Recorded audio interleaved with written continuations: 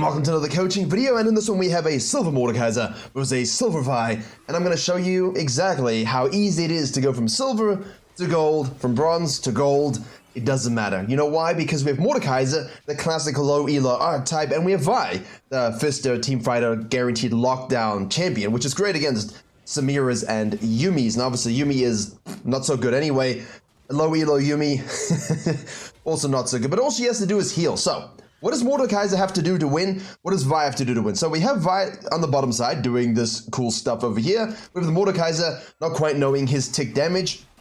As always, please make sure you understand your clears on your champion, understand how to optimize them. It's not that difficult for you to do if you practice two clears to ensure you understand what your champion is doing. But because of the changes coming through in patch 13.5, I've been doing this a lot of seasons.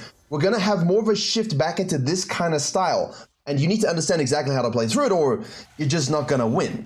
End of story. You're just not going to win if you focus on spam ganking and all the things that have worked so far in Season 13. They're not going to work anymore. And don't forget, the silver course is available on virkayu.gg for you low elo gamers, great for bronze as well, but the bronze and iron specific course will be coming on March 9th. You can get all of those on the website along with your one-on-one coaching, access to the coaching VOD library, and of course a jungle improvement PDF still available for free. Download it and prove by yourself. All of this stuff is allowing you to climb about 10 times faster than the average player. Sounds good to me. If it sounds good to you, click the link in the below to find out more.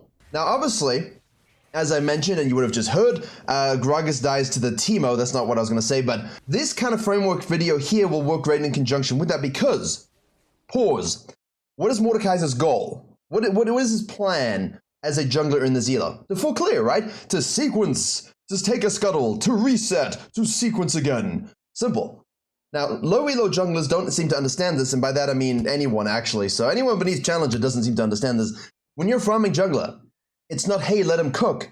It's, hey, let him cook and also gank just as much as a ganking jungler. And you're going, how does that make any sense? Well, because it's very simple.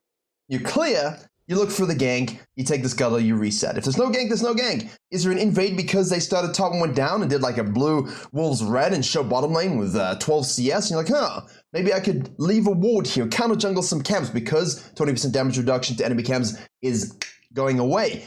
Once you finish your sequence and taking the scuttle crab, could I double scuttle and then resequence? That is a good possibility, but if nothing is available, hey, back to base. Right, before I sequence again, does bottom lane require my presence?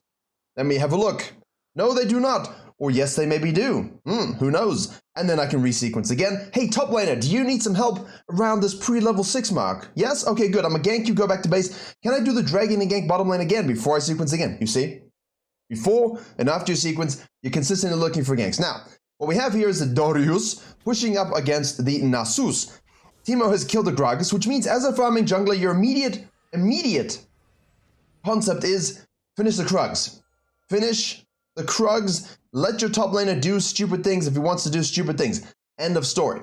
There's no reason why the Darius should go deep warding here, having a look. Look at this. What happens when this is you? What are you looking at when you see this as a jungler right now? Why are we leaving the Krugs and rotating following the top laner? Let a top laner be bad. Let him do dumb things. Stick to your framework. The 80% rule. Is there 80% chance of Vi is in this area that I can kill her, deal with the situation, get her stuff, get this, fall back to this, go back? No. The straightforward thing is, right, I can take this, then I can look for this because it's not 330 yet, right? I'm moving over, sure, but I'm expecting the Vi to like either do a 3-cam gank this or do a 3-cam gank this. You know, at this particular point, we're looking at the Vi. I haven't seen that. I haven't seen this. Look at what the Vi is doing. Counterpoint. We're against the Mordekaiser. We know the dude's going to sequence up. So, because I have mid-prior because he fisted the Gragas, I'm going to go in and invade. But is this a good invade?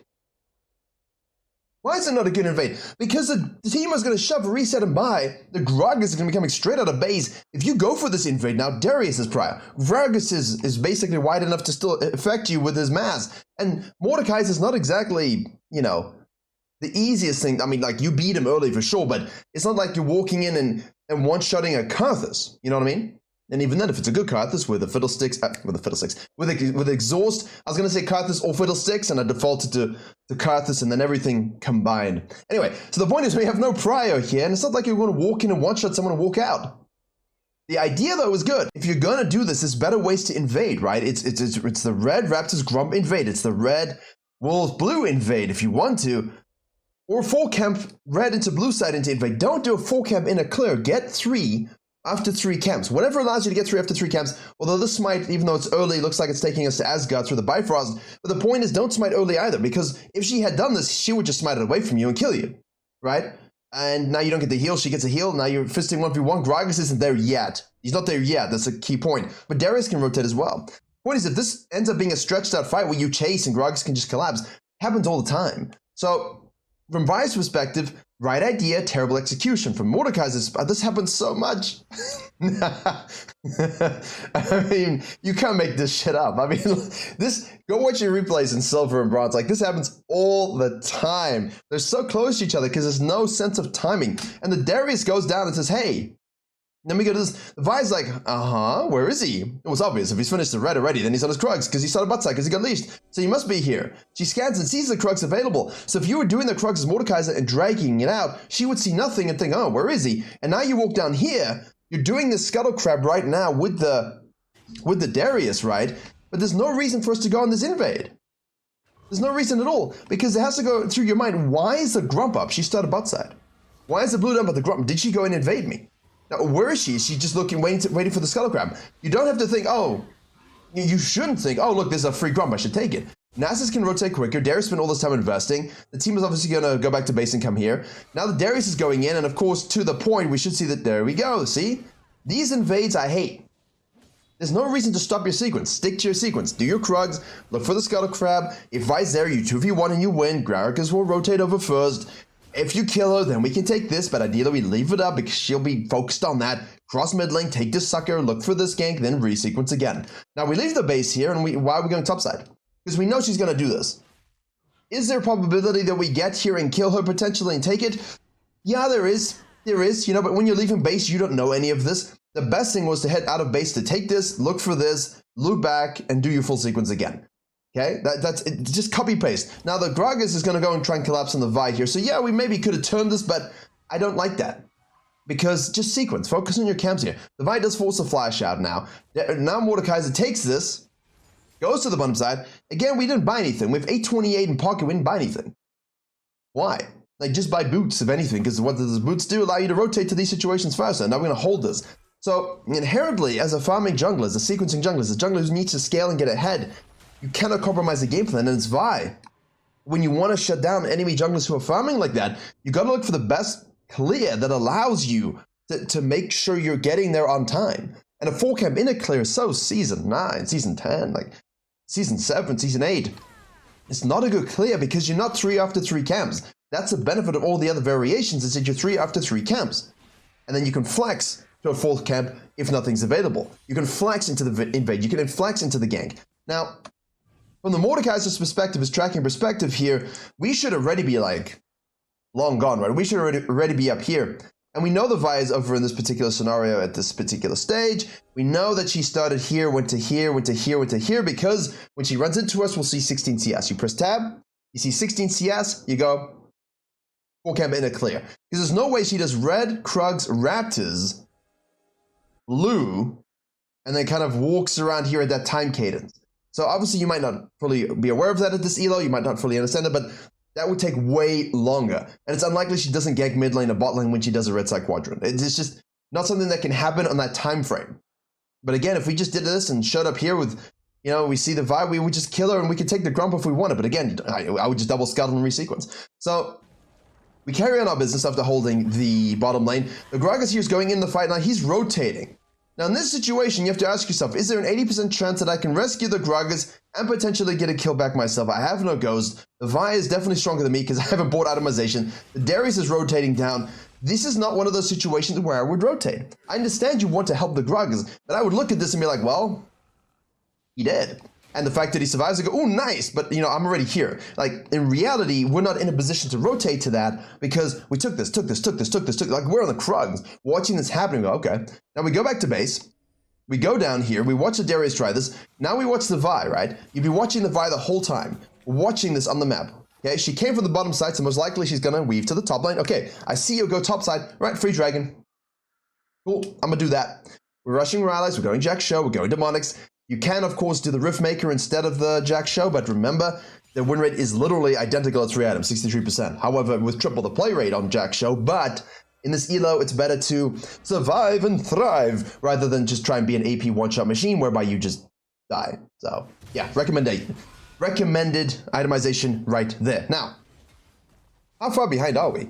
Because if Vi goes up, we take this. Could also gank this first and then take this. Could also take this, kill this, she goes top lane and dives or ganks or whatever. I take your red Krugs and gank bottom lane. Then I can just sequence again. The power you have as Mordekaiser in this elo when you think with that framework of before I sequence, I gank. After I sequence, I gank. The only time I cut is if I'm going to do Grump Wolves, intent to going Raptors, see if I gank top lane randomly. Okay, I can do a Dragon. Done. If nothing's available, then I can just keep sequencing, right? Or if I'm going down, I go Krugs, Raptors, Vi, ganks, bottom lane, everyone's dead, they're going Dragon, fine. Instead of sequencing continuously, I'll cut and take the Herald. Or I'll cut and gank mid lane. So your sequence is consistent, and you only cut for those 3 reasons. To gank mid lane, to rotate to fight, to take a Herald, to take a Dragon, based upon information that happens on the map. Now, we're not 6. We see Vi on the Scuttle Crab. We don't process this information. Twice we don't process this information because we're vacuuming our eyesights onto the Thresh and the Tristana. We had a nice double claw, and then we burn double flash. But the problem is we know Vi is there. We know she's gonna ding 6. We know the Samir is very, very super duper low. What does the Vi choose to do? The bomb satchel charge is going off. We're gonna be stunned in place with the lockdown ultimato, and we die. Awareness of surroundings. You must be aware of them. But she's only getting these freebies because our template is so whack. There is no template. We have 39 CS at 9 minutes almost because we've tried to rotate to scenarios all over the map trying to put out the fires. Look, here's the solution. Your ship is sinking. You can either plug all the holes with duct tape and hope it kind of helps. This is obvious at this particular stage. I know she's on the Dragon. I know I can't contest it. I know I want nothing to do with it. I know they pushed up and shoved. This is a little random. I don't know why they would kind of trap this. I guess playing into Silver tendency, saying, hey, I know the Mordekaiser's going to try and check the Dragon, so we'll just set a trap and kill him. They could just do the Dragon. And the Mordekaiser could just go, let me take my camps quickly and get the hell out of here, because after the Dragon, they're going to come up. So that's the idea that we want. Now, if they trap us on the blue and they collapse on us on the blue, then we can go, okay. Well, that sucks. Alternatively, you could have just left base and said, look, I give all of this to you. Enjoy my territory. I'm going to do this and this, right? I'm going to take this at the very least while you do all of these things. I'm going to collapse and steal all of this from you at the very least. I can gank top lane, nice. I can use a Herald, nice. And then I can loop back to my red side, go back to base. And by the time I get to the bottom side, Grumple Wolves have respawned. That would be the advanced play. The worst play, the most simplistic play, is to leave the base and try and contest the Dragon you're never going to fight and die. The medium ground play is, hey, I know you're doing this, or I suspect you're doing this. I'm going to quickly try to snap my camps and get out, right?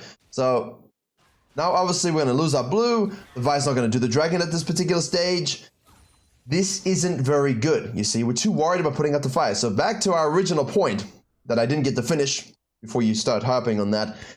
If you put out the duct tape on those holes, that's great, but the water's still flowing. What if I told you you could just turn off the ocean? What if this is a boat in a bathtub and you could just drain the water? Then you're not leaking anymore, right? And that extreme sort of concept is very much based around, did we really go back to this?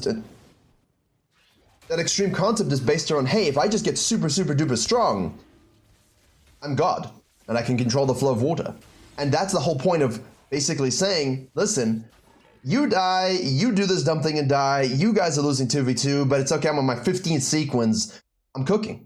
But I'm also ganking before and after my sequence. I'm still having at least some impact. So I'm kind of treating the holes a little bit just to kind of wait until I can drain water from the entire ocean. You know what I mean? Hopefully you can follow where my brain's going with this. But that's kind of the concept that you want when you're playing something like the Mordekaiser. For Vi, she's doing a solid job sequencing. Apart from the first initial clear, she's just rotating to things she knows she can win because you keep giving her the windows of opportunity. If you're someone against the Vi here, this is just absolutely asinine. Like, why are we going for this Dragon for a 15th time? Just sequence, my friend. Sequence, sequence, sequence. And especially after you die right here and you know they're trapping it, just go do this. Like, just give it up. Stop obsessing over the Dragon. You don't need the first Dragon. I know people in Silver and Bronze love the Dragon. You don't need it. You know, but it's an absolute waste of your time to just run it down. Like, again, you know, if it hasn't worked the first 3 times, it's probably not going to work in the 4th time. I just want to outline that. Especially when you've rushed plated steel caps. I mean, I don't care about this.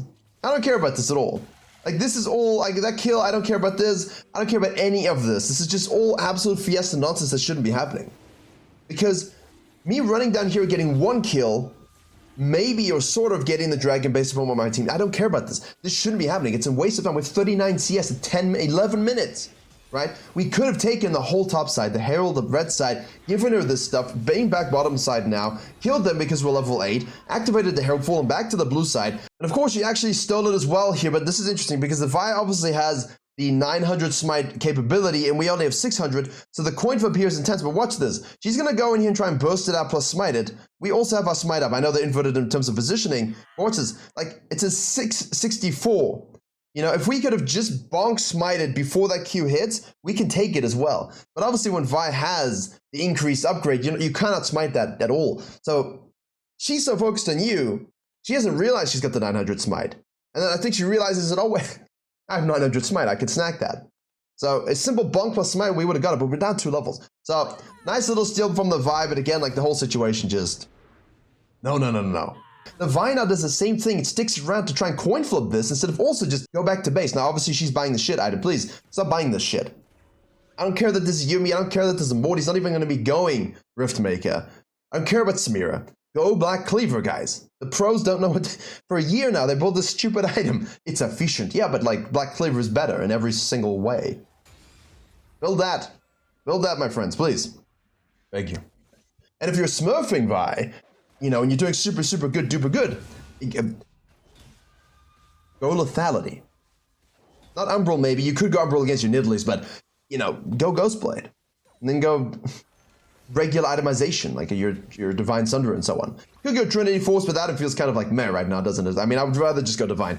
But the point is you go a little bit of lethality for some damage spike early, and it's really good on Vi, one-shot potential. And then you go into your sort of Divine Black Cleavers and so on afterwards. That's a nice thing you can do as well. So we've altered the Teemo here, and we realize that the guy's level 8 and we're level 6, and we have plated steel caps and a ruby crystal, so maybe we can't actually yeet his stats enough to kill him. Obviously, you cannot, and we die. So again, the risk assessment is absolutely tragic, and the Vi again ignores the Grump, guys. Like, you can afford to finish your quadrant. You see the Mord here. You can finish your quadrant. You can do the Scuttle Grab. You can just run up here. Oh, there you go. This is great. Eyes of jungling. Go out and just kill him first. That works as well. Can we kill him first? Yeah, we should be able to. Come on, do it. There you go. And now we can fall back to this. Now you scan on the way out, by the way. Yeah. If it's warded and I'm rotating up for a guaranteed kill, I don't really care about scanning it because I'm going in, I'm not hesitating, I'm not giving him time to react, and then I'll scan and clear on the out, which means the ward didn't do anything and he still died, and then I cleared it, so now he can die again, right? So that's very good by the Vi. She falls back to this great. Ideally, we're kind of looking for this. If blue is up, we skip the blue, right? You want to keep your Wolves Grump sequencing nice, fall back to this afterwards, because we know Mordekaiser's ulting here and he's dying, and, you know, it's so simple when you outline it, but it's also not difficult to, it's the basic framework for low elo. Is gank before and after your sequence, and the rest of the time sequence only cut for an objective or a specific rotation that has an 80% chance of success, right? And that's it. Now we're going to basically go and say, right, I know Vi's in the area, why don't I go and coin flip fighting over this Herald? Maybe she's on it. Oh, she's not on it. Okay, I'm going to go snack it. Now remember, when you walk around this, most important, okay? Where's the Mordekaiser here? Here we go. When you walk around this wall here, see? If you keep it tight, they don't see it. They have no idea. So they're thinking, it's okay, he's not on the Herald. Now, from Vi's perspective, you know, now he walked over. So now we know he's there. He revealed his location. See, I would have preferred to see Vi kind of try and force this a little bit, maybe sneak it, maybe force another fight. Like, she should beat the Mordekaiser 1v1 at this stage pretty easily. And I'd kind of want to amplify the game state just to get some more plates pre-14, but if you feel this is too risky, no prio, no back, no gold reset, you don't win it, you just don't want to coin flip it, then carry on sequencing. You know, that's fine to give this up because they're not going to get plates anyway. It's late enough that they're not going to get plates. So you can if you're Vi, you can do that. But of course, there's a fight, so we must rotate to it, I suppose. It is required in the elo. And here we go. Now Sus is contesting by himself and dying for no reason. Team is going to rotate and say, haha, I am super strong. And then Mordekaiser says, hey Vi, why don't I help you out a little bit? You see? Give it up, take something else. The easiest thing in silver is to say, have this, I'm gonna take this, and then I'm gonna fall back to this after ganking this and activating it. You don't have to activate it, but you could. Oh look, Vi's taking this. As I finish my sequence, I have no prior, I can't fight it. I would love the herald, but I can't get it because it's 10 minutes. I'm gonna go back to base and quickly snack this one. It's the best thing you can do. Always, always, always, and then just keep sequencing. So once you do that, once you have that nugget kind of cracked, the game falls into place quite nicely. Now, if I overcommits here for the herald and there's no plates, there's no reason to, you should just hold it. You're not going to finish off that tower very, very easily. Thresh rotates and gets the kill. Carry Thresh, look at him, what a beast. We have a 2v1 bottom lane, as always. Well, 1.5 v1 bottom lane because it's a Yuumi player, and now we're going to hold the top lane. The whole game is just fallen apart severely, sadly, and unfortunately, because we did not stick to our framework. Because we greeted for things we shouldn't have greeted to. Because we didn't give things that we could have given up. And because we took fights that made no damn sense with our itemization and level leads. And that's the best thing about this kind of style, is that you can say, look, I can't beat him, sorry, bye. Become the god, clear the ocean of water, the holes don't matter anymore. Band-aid them with your ganks up and down, that's fine. Give them the sense that you're plugging the holes, right? You're the captain, but you know the end game is to get rid of the water. And if you don't do that, and you're just a Vi running around, ganking and taking random camps, you can do this too. Like, she's had a solid game plan, honestly. It's not amazing, and the early clears were not great, but I like that she kind of just looked to be active. You know, she cleared her camp, looked for some action. She sees someone low, she rotates to try and kill. This is all good, positive stuff. So the Vi is good baseline framework, right? Set a trap, get a kill, take a blue. Start it up again. But again, she overstayed. She didn't have the ability to stay here, so mistakes, obviously. She's not going to be a gold jungler and still be in low elo, but this is the direction for the Vi that you can say, okay, look, this is something you could coach, for example. This is something that a course could help. This is something where a streamer could watch a game and say, look, you've got a solid base plan. Let's give you a few tips and tweaks to take you to the next level, right? Whereas the Mordekaiser, it's a bit of a travesty. And these kind of games that happen, like we're walking down to a grump with no concern for the map, like we're down 3 levels. At some point, the alarm bells have to go off and say, I can't do this. And when you're behind like this, what's the best way to play for the Mordekaiser? Don't go if you know where they are, right? Let's just skip a little bit. There we go. Don't quite need reading glasses, but you know, we can make the look on the face. So, here we go. Okay, watch this. So we see here the Mordekaiser fighting against the team. We're like, okay, that's interesting. So now we're watching. We see the Vi. Where is she going, ladies and gentlemen? Extrapolate your pathing. There's a blue here. She's probably going to want my blue. I'm dead, of course. I would anticipate this, that she probably goes to the ground. We actually see this because we should be clicking on this because the bottom lane's basing. No. So what do we do in this particular moment? Right now, what do we do if we're behind? What can I take that allows me to at least get back in the game a little bit? Some experience, some gold, something. Glad you asked. Give this up. Give this up. Go take your wolves, drag them out in case she rotates, move up to your raptors, scan your whole site, and hopefully you can get your Krugs. And Nasus isn't perma-fisting right here, but of course we can say, okay, he's low mana. Hopefully he backs off and doesn't take my Krugs. But if I have to give up my Krugs to Nasus because I can't fight him, you give them up. And then you hold this wave. That's something. Something is better than nothing. And something is better than giving them more somethings, and then you get no somethings. Right? Which is what's happening here. We see the Vi, we know the Vi, we run into the Vi, we say, hey, I can beat you, totally. I'm level 8. Nope. The risk assessment completely off. You know, we don't even need to talk about the Mordekaiser kit because it doesn't matter. Look at this. She can just brazenly walk across and say, hey, I'm going to take the Raptors. Darius is like, no, you cannot. And the Vi obviously will have to disengage this. Why? Or she can go in. That works too. I mean, like, there you go. So those are the issues that the Vi still has that are keeping her silver because she, for some reason, makes these plays instead of going, hey, can I go take a dragon or something like this? Fortunately, team is there, but like you want to be the jungler on that in the moment on that dragon. The Thresh is a level higher than us, So we're in the middle of a fight here. We've got a passive shield popping off, and then we just get kited out slow by the Thresh's 10,000 years, and yeah, we can't do anything. We're literally useless. And if you're ending up at 18 minutes, literally useless, with nothing to take, with only bad fights to take, with no objectives, no vision, it's always you. There's no other defense. And the nice thing is, right, the template was right there for the Mordekaiser. So that's the most important thing for me. We look at this and we go, okay, look, it's probably not the best game. We probably play better on average, but there were a lot of cool things in this game that could have gone our way. Like, if I just stuck to this out, if I went for this and killed this, and then I did this, and then I ganked this, and then I resequenced. If you just adhere to that simple framework, wow, the game, I can see that all of this was possible with my pick and with what I was doing. So that's what you take from this game. You know, it's obviously not a game that you're gonna think about and rewatch and post on your wall in a movie frame, you know, running on loop, but it's definitely a game where you can look at it and say, I see the possibilities. I see how I can win this game early. I see how I can scale and take over.